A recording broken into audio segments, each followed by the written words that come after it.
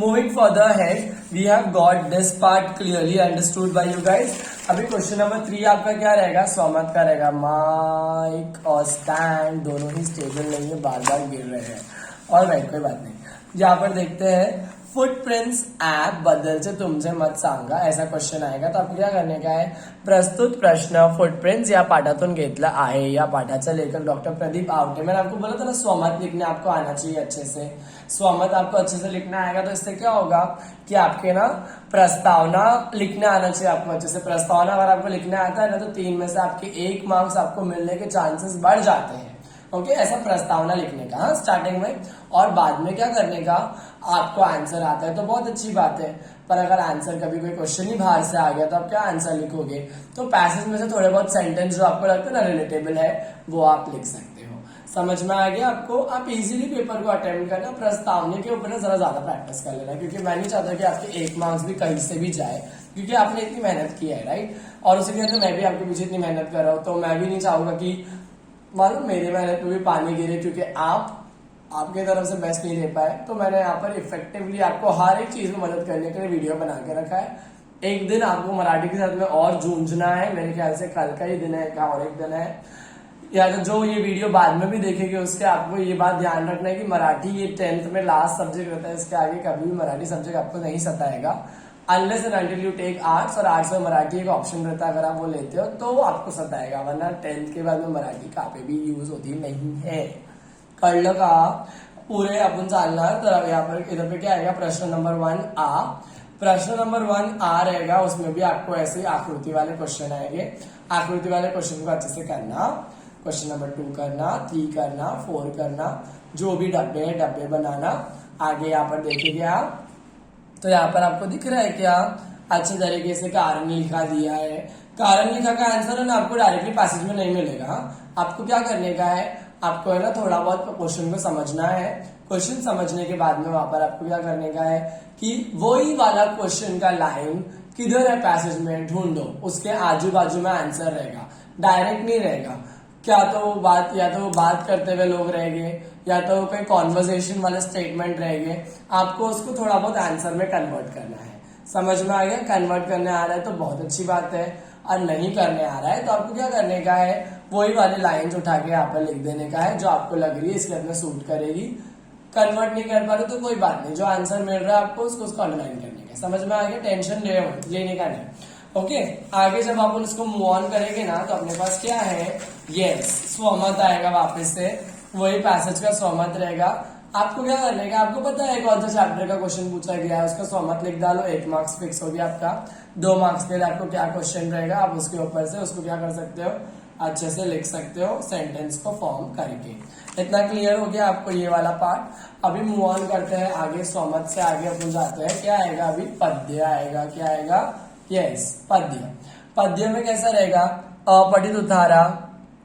Oh I am so sorry, yes, प्रश्न 1E रहेगा, अपठित उतारा। अरे ये कैसे मैं भूल सकता हूँ। इसमें तो आपको है ना मेरे ख्याल से 5 मार्क्स आने चाहिए, 4 में से 4 मार्क का क्वेश्चन रहता है, पर आपको 5 ही आना चाहिए। क्यों? क्योंकि आपको सिर्फ आपकी आंखों से ना आंख फाड़ के देखना है कि ये क्वेश्चंस के आंसर पैसेज में कहाँ दिए हुए हैं। ये 4 क्वेश्चन आपको आए या 40 आए, वहां पर आपको ये बात ध्यान रखना है, अपठित उतारा का जो आंसर रहता है पैसेज के अंदर डायरेक्टली दिया हुआ रहता है, आपको सिर्फ वहां से देखकर लिखना है।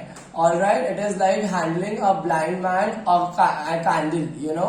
What will he do with the candle? But still, he'll just try to understand that still it's sparkling out over here and you have to follow the same direction. Alright, so you need to work on the same thing and you will be definitely getting that cheesy marks which you need to get it without fail.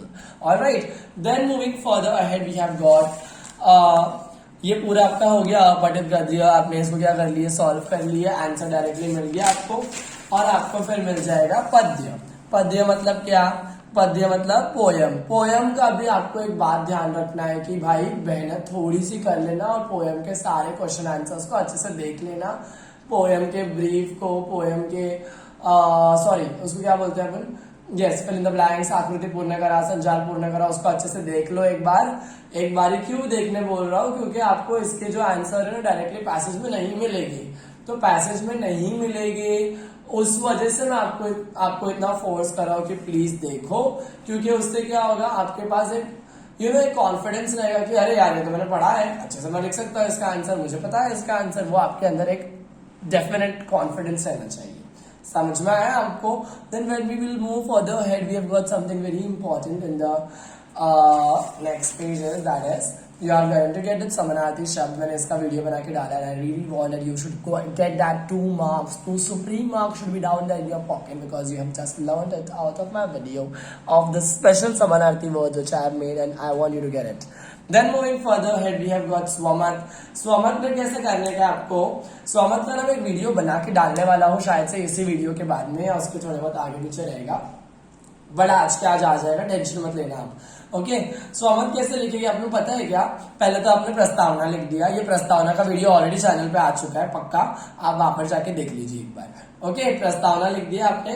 प्रस्तावना के बाद में यहां पर दिया रहेगा कि किस तरीके से आपको क्या करने का है, ये पोएम एप्रिसिएशन की ब्रीफ लिखना है।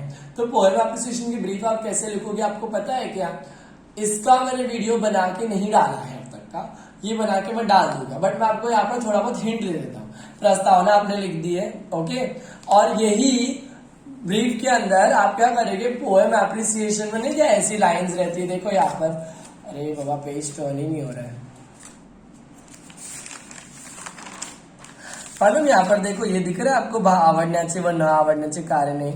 ये जो इधर पे इतना बड़ा जो आपने याद किया है ना मेहनत करके पोएम एप्रिसिएशन, वही से उठा के ना यहाँ पर सेम टू सेम लिख डालने का। समझ में आ गया कि नहीं आ गया? कुछ अलग से लिखने का नहीं। गलती से भी यहाँ पर पोएम की लाइन मत लिख देना, वरना वो पागल चाले हो जाएंगे। आपको क्या करने का है, आपने जो पढ़ा है ना वही आपको लिखना है, बट ये बात ध्यान रखना कि आप ऐसा नहीं लिख रहे हो मला म्हणून ही कविता आवडली, मला म्हणून ही कविता आवडली, ऐसा था ना मला अभंग खूप आवडला, ये आप इधर पे ऐसा मत लिखना ब्रीफ लिखने के टाइम पे, मला हा अभंग खूब आवडला, वरना वो पागल के जैसा क्या हो जाएगा मालूम है क्या? एग्जामिनर आपको समझ जाएगा कि हाँ ये इसने मस्त पोएम एप्रिसिएशन से उठा के यहाँ पर मस्का पॉलिश करके लगा दिया है। वो आपको ऐसा फील नहीं करवाना है सामने वाले एग्जामिनर को। आपने लिखा है, आपने बहुत अच्छे से लिखा है, आपने मेहनत किया है, उसके ऊपर आपको मार्क्स मिलना चाहिए। समझ में आ गया? Smart work is very important rather than doing hard work. Alright, then moving further ahead, we have got a very easy, important and most prominent thing that which we cannot ignore. If you will ignore it, your 2% would directly go into jail. That means a 10-mark content of poem appreciation will be coming across you. 8 mark का रसग्रहण रहेगा, in the sense poem appreciation रहेगा आपका, और 2 mark का पीछे का brief जो हम लोगों ने अभी पढ़े। 10 मार्क मुझे आपसे चाहिए ही चाहिए कैसे भी करके, क्योंकि मैंने आपको बता दिया ऑलरेडी कि क्या आने वाला है क्या नहीं आने वाला है। अच्छे से आपको पढ़ना है। मेन काम आपका क्या है, आपको हर चीजों को समझ के अपना बेस्ट रिव्यू बनाकर उसके ऊपर वर्कआउट करना है। समझ में आया? अभी यहाँ पर कवि जैसा कवि अंडरलाइन कर लिए, मस्त संत नामदेव लिख दिए, कवि जैसा विषय लिख दिए, ओडिचा सरळ लिख दिए, आवडण्याची व न आवडण्याची कारणे लिख दिए, समानार्थी शब्द लिख दिए, सब लिख दिया आपने, एकदम बराबर से बढ़िया काम कर दिया। बस इसके आगे आपको टेंशन लेने की जरूरत बिल्कुल ही नहीं है। समझ में आ गया? Then moving further ahead we have got over here in the next page स्थूल वाचन। स्थूल वाचन मतलब क्या है?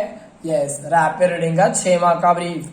तो आपको मैं आपको बता दूं कि 6 माह का जो ब्रीफ है ना आपको जो मैंने पिछले सारे लेसन में पढ़ा के रखा है ना, वही वाले सारे लेसन के ब्रीफ को करेंगे आप, और उसके अलावा और कुछ नहीं करेंगे, क्योंकि 3 लेसन है। 3 लेसन में से कोई भी 2 लेसन के ब्रीफ आने वाला है। डॉक्टर होमी बाबा का तो पक्का ही आने वाला है। जाता अस्ताला और विपत्ति कोश में से मेरे को लगता है कि ज्यादा करके चांसेस है जाता अस्ताला के पूछने का। विपत्ति कोश का एक अपन देख लेते कि चलो वो भी पूछ ही लेंगे हम लोग एक, क्योंकि तीनों भी रहने वाला है ना ऑप्शन में, तीनों क्वेश्चन आएंगे। तो मुझे लगता है कि आप है ना जाता अस्ताला करके जाओ, और होमी बाबा तो करके ही जाओ बाबा, उसका तो आप बिल्कुल भी वो लेना ही मत रिस्क, वो आएगा ही जाएगा जो होमी बाबा का, और जाता अस्ताला का अच्छे से करके जाना, क्योंकि इजी है वो। समझ में आया कि नहीं आया? अभी यहाँ पर जिसने पेपर बनाया है उसने विपत्ति कोश लिखा हुआ है, अभी उसकी मर्जी है ना। तो मैं आपको बताता हूँ कि विपत्ति कोश लिख दिया एकदम मस्त। अभी यहाँ पर कंजूस की तरह उसने दूसरा आंसर नीचे लिख दिया है, तो मैं चाहता हूँ कि आप बिल्कुल नहीं करें, आप नेक्स्ट पेज में अच्छे से यहाँ पर लिखे, क्योंकि आपने 500 या 600 या 800 या 400 जो भी दिया रहेगा स्कूल में बोर्ड एग्जाम के लिए, तो वो पूरा पैसा आप यूटिलाइज करो बहुत अच्छे तरीके से। मेरा तो यही आपको बोलना रहेगा।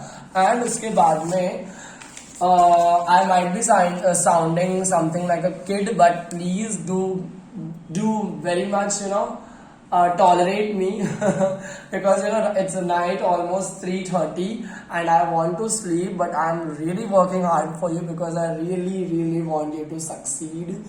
And this is all what I'm saying at the night because I want to keep myself awake. I'm yawning continuously whenever I'm stopping in between. I'm just yawning. I'm just snapping my fingers like this, and I'm just wanting to, to make something good for you. And you should be proud of having me, having my channel, and having me by your side. And I'm thankful to you guys. Thank you so much if you're watching the video till this end. I'll make it more better. Wait. Yes, तो अभी जब moving करते हैं अपन आगे, अपन के पास है व्याकरण में दिया है ये सारी चीज। वाक्य दिया है, वाक्य का उसमें वो दिया है, उद्गारार्थी वाक्य है क्या, प्रश्नार्थी वाक्य है क्या, और कौन सा वाक्य है आपको वो लिखना है। आपको ये बात ध्यान रखना है कि ऐसा वन डाल के नीचे एरो बना के बिल्कुल लिखने की जरूरत नहीं है। वन लिख के लिख देने का सामने उद्गारार्थी वाक्य, टू लिख के प्रश्नार्थी वाक्य। अब वाक्य रूपांतर भी आएगा तो क्वेश्चन लिखने की जरूरत नहीं है, सीधे आंसर लिख देंगे आप, वन डाल के आंसर। ऐसा एरो, डॉट, बिंदी, चिंदी बनाने की कोई जरूरत नहीं है आपको। समझ में आ गया आपको? Then when we will move further head we have got something again very important, that is वाक्य प्रचार से अर्थ लिया। इसमें प्लीज आप क्वेश्चन भी लिखना, अर्थ भी लिखना और उसका वाक्य भी बनाना। वाक्य बना के उस वाक्य के मेन वर्ड को अंडरलाइन भी करना। जैसे कि यहाँ पर देखो, यहाँ पर अंडरलाइन नहीं किया गया, अंगावर काटा येने रोमीचा अंगावर काटा आले जेव्हा तिने कुत्राला पाहिले। ओके, तो यहाँ पर ये जो अंगावर काटा आला ना, इसको अंडरलाइन करने का अच्छे से पेंसिल स्केल से। ओके, ऐसा अंडरलाइन मत करना। स्टिल मेरा कैमरा स्टैंड बराबर वर्क नहीं कर रहा है तो मैंने उसको रैंडमली वहां पर अंडरलाइन कर लिया है। हातभर लावणे, मदद करणे, आम्हाला नेहमी लोकांचे हातभर लावले पाहिजे, मतलब हमेशा आपको लोगों की मदद करनी चाहिए। ये आपने लिख दिया। समानार्थी शब्द भी दिया है यहाँ पर, विरुद्धार्थी दिया है। इसका क्वेश्चन भी लिखना, आंसर भी लिखना प्लीज। एंड क्यों लिखने बोल रहा हूँ, क्योंकि सामने वाले को एग्जामिनर को चेक करने में इजी हो जाएगा, बस और कुछ नहीं। ओके, शब्द समूह से बदल एक शब्द के लिए आपको क्या करना है, अच्छे से आपको क्वेश्चन लिखना है, आंसर लिखना है, क्वेश्चन लिखना है, लिंग बदलने के लिए आंसर लिखना है, लेखन निम्नानुसार लेखन के लिए भी क्वेश्चन लिखना, आंसर, विराम चिन्ह के लिए भी सेम चीज करने का आपको। इजीली सब कुछ करना प्लीज। मैंने आपके लिए सारे वीडियोस बना के पीछे डाल चुका है ऑलरेडी। आपने अगर देखा रहेगा तो थैंक यू, और आपने नोट्स अगर ग्रैब कर लिया रहेगा तो उसके लिए भी थैंक यू। बट अगर आपने नहीं देखा है तो प्लीज देख लीजिए एक बारी, क्योंकि वो आपको हेल्प आउट करेंगे। Thank you very much till this end. I have just made it and now moving further ahead we have got again पत्र लेखन। अभी ये राइटिंग स्किल्स के पार्ट आते हैं। यहाँ पर जिसका मैंने पेपर लिया ना तो उसने यहाँ मार्जिन मारा है ना यहाँ मार्जिन मारा है। यहाँ डबल मार्जिन आना चाहिए, डबल लाइनिंग की, और वहाँ पे सिंगल लाइनिंग की मार्जिन आनी चाहिए, जैसे फ्रंट पेज पे थी अपने फर्स्ट पेज पे। एंड उसी के साथ में आपको दिनांक यहाँ पे लिखना है, प्रति विषय को अंडरलाइन करना है, माननीय महोदय, और नेक्स्ट पेज, 2 पेज का अच्छा भर के आपको लेटर लिखने का है। 2 पेज मतलब नेक्स्ट पेज में कम से कम यहाँ तक का या मिडिल हाफ तक का खत्म हो जाना चाहिए। ऑलराइट, देन मैं आगे बताऊंगा कि यहाँ पर एक जायरात लेखन आना चाहिए था, जो कि नहीं किया गया है। आई होप आपको खुद ही जायरात लेखन बनाने आता होगा, तो आप समझ लेना कितना अच्छा जायरात आपका लगना चाहिए। यहाँ पर यूज ओनली पेन, यहाँ पर आप क्या यूज करेंगे, यूज पेन। आपको मेक श्योर करने का that you are using pen and you will again, or a man, this camera is falling again and again.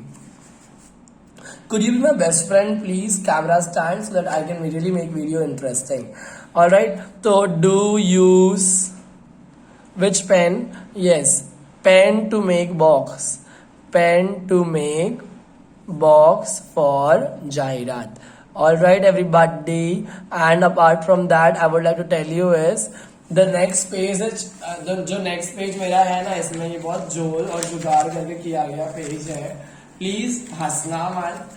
And second of all, जिसने ये लिखा है ना एट लास्ट मोमेंट, वो भी बहुत थक गई थी, तो उसने भी मुझे बोला कि सर मुझे प्लीज ऐसा करने दो। मैंने बोला कि कोई बात नहीं, मैं मेरे चैंपियंस लोग को समझा दूंगा, उन लोग बहुत अच्छे लोग हैं।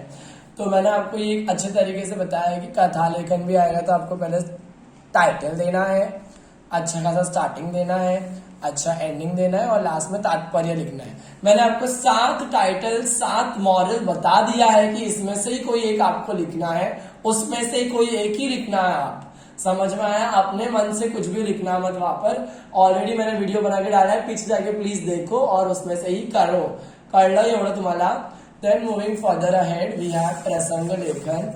प्रसंग लेखन जो है एकदम मस्त है, मस्त से भी मस्त है मैं बोलूंगा। यहाँ पर मस्त तो बहुत छोटा वर्ड हो गया, मस्त से भी मस्त। आपको शिक्षक दिन उत्सव या गणतंत्र दिवस या पारितोषिक दिवस या वार्षिक सम्मेलन, स्नेह सम्मेलन, ऐसा कुछ भी आया, सेम टू सेम प्रसंग लेखन लिख के आना। सेम लिखने का आपको 7 में से कम 5 या 4 मार्क्स मिल जाएगा। एक्स्ट्रा जो आपने आपका मन बुद्धि से जो भी डाला वो आपके लिए बेनिफिशियल रहेगा। इस तरीके से ये वीडियो यहीं पे समाप्त होने आ गई है। आई होप आपको सब कुछ समझ में आ गया है, सब कुछ इजीली दिमाग में आपके बैठ गया है। एंड इसी के साथ में I am thankful that you have been stay tune with me over here. If you have not subscribe my channel, please subscribe, it's absolutely free, and with that also do like, share, comment, and until we meet for the very next time, all the best. Thank you so much.